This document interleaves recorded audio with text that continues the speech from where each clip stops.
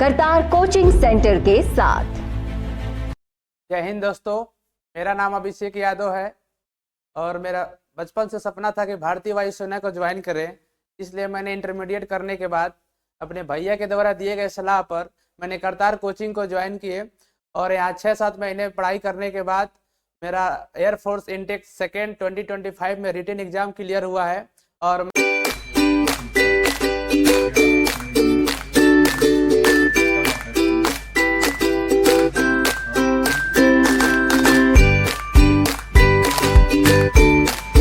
अच्छी और बेहतरीन तैयारी के लिए लगातार डाउट क्लास और बैकअप क्लास और अनुभवी फैकल्टी द्वारा मार्गदर्शन जैसी सुविधाएं भी मिलती हैं।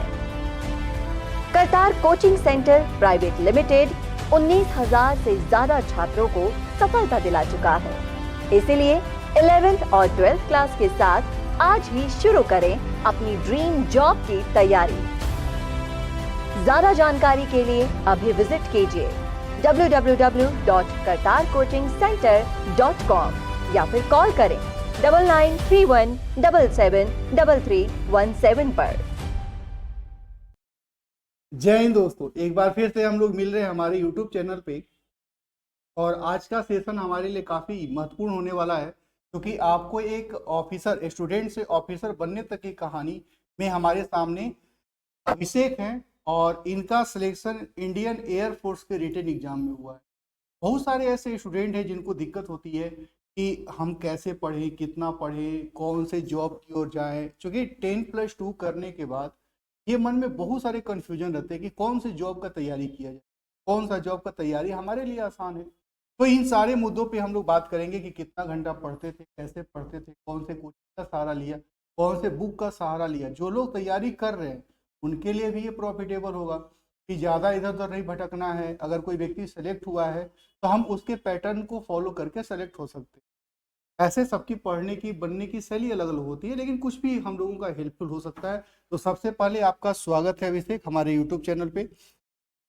और अभिषेक, ये बात हम लोग जानना चाहते हैं कि अभी अपने मुख से ही बताएं आप कि आपको इंडियन एयरफोर्स के रिटन एग्जाम में कितना नंबर आया? 46.6।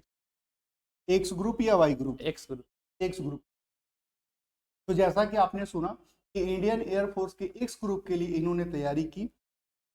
अभिषेक, एक चीज मैंने फील किया है कि स्टूडेंट के अंदर ना ये मन में भरा रहता है कि यार कितना घंटा पढ़ा जाए, कौन सा बुक को सिलेबस के रूप में देखा जाए, कौन से बुक के ऊपर ज्यादा फोकस किया जाए, कौन सा सब्जेक्ट का स्कोर लेना आसान है, किस सब्जेक्ट में क्वेश्चन आसान पूछा जाता है। ये सब तो बहुत तरह का क्वेश्चन रहता है। Yes sir. क्या आप उनको गाइड कर सकते हैं कि उनको अगर मन में कितना घंटा पढ़ना चाहिए या कौन सब्जेक्ट पढ़ना चाहिए, तो उस पर आपका क्या ओपिनियन है, कैसे गाइड करेंगे उनको? यस सर, एक्चुअल में तो ये मेरे साथ भी होता था और ऑलमोस्ट सभी कैंडिडेटों के साथ ऐसा होता रहता है। और मेरा ओपिनियन यही है कि आप सबसे पहले जिस क्षेत्र में जाना चाहते हैं, पहले सबसे पहले सिलेबस को जानिए और अच्छे से कहीं ना कहीं एक बार पूरे सिलेबस को पढ़िए। और ऐसे तो बहुत सारे रिसोर्सेज हैं जो आपको अट्रैक्ट करेंगी, मतलब अट्रैक्ट करेंगे और ताकि आप उधर उसमें जाए। उलझ भी जाते हैं बच्चे लोग। Yes sir, yes sir, most मेरे साथ भी ऐसा ही होता रहता है।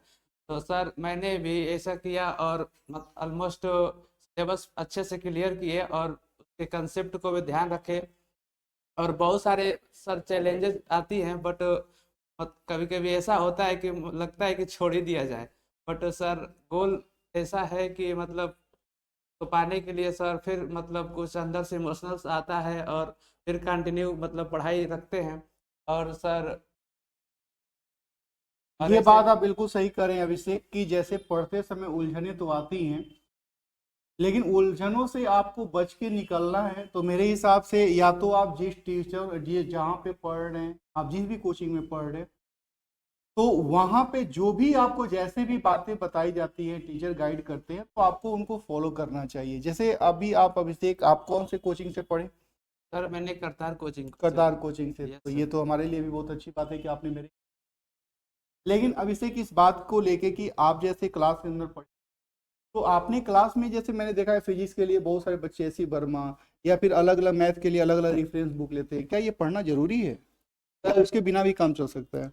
सर उसके बिना काम चल सकता है। अगर एक्चुअल बताया जाए तो सर जो क्लासमेट सर लोग बताते हैं वो मोर देन सफिशियंट होता है एयरफोर्स के लिए। सर यही होता है मन में कि डर लगता है, बट जो सर बताते हैं अगर अच्छे से प्रॉपर तरीके से उसको तैयार कर लिया जाए तो ऑलमोस्ट हेल्पफुल रहता है एयरफोर्स एग्जाम के लिए। बिल्कुल सही आपने कहा कि अगर हम लोग जो हमको गाइड कर रहे हैं उनके गाइड को ध्यान से किया जाए तो आसानी से सिलेक्शन पाया जा सकता है। जैसे बच्चे सोचते हैं ना अभिषेक कि हमको 10-10 घंटा पढ़ना होता है, क्या इस तरह की बातें हैं? इतना घंटा पढ़ना पड़ता है एयरफोर्स के एग्जाम के लिए या नेवी के एग्जाम के लिए?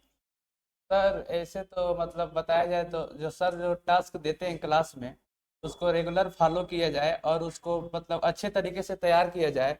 और वो मतलब अगर सिलेक्शन लेना है तो टाइम को मतलब ध्यान ना रखा जाए। और देखा जाए तो सर अगर 2 से 3 घंटा या 4 घंटा मतलब ऑलमोस्ट आप जितने टाइम में सिलेबस को रिवीजन कर लें या तैयार कर लें, मतलब वो जो भी टाइम लगे वो मतलब अच्छे से अपना दीजिए और मतलब फुल एफर्ट के साथ, ताकि जो सर बताए हैं वो तैयार हो जाए, अगले दिन के लिए न टाला जाए।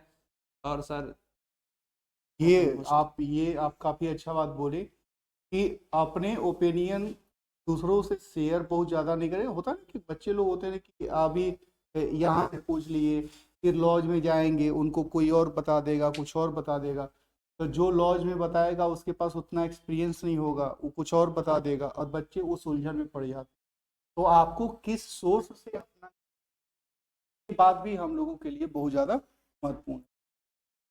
अभिषेक ये बात भी बताइए आप, जैसे हम लोगों के लिए जो मिडिल क्लास की फैमिली है भारतीय समाज में, डिफेंस एक बड़ा रोल रखता है। बच्चे छोटी उम्र में 16.5 17 18 साल की उम्र में जॉब ले लेते हैं।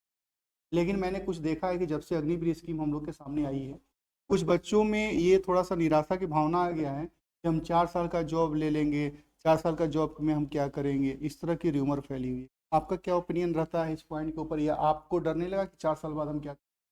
यस सर, ये तो एक्चुअल में एक बहुत बड़ा इशू है। बट सर मेरा ओपिनियन यही है कि यदि middle class family almost sir financial issue रहता है और बहुत सारे मतलब कैंडिडेट यही चाहते हैं कि कम से कम समय में हम अपने फैमिली से इंडिपेंडेंट हो जाए और अपने फाइनेंशियल अपनी फैमिली को सपोर्ट करें। तो बहुत सारे स्टूडेंट इसलिए डिफेंस सेक्टर को चुनते हैं और बहुत इजली अगर अच्छे गाइडेंस के साथ प्रॉपर मेहनत किया जाए तो मतलब सिलेक्शन लेना आसानी है।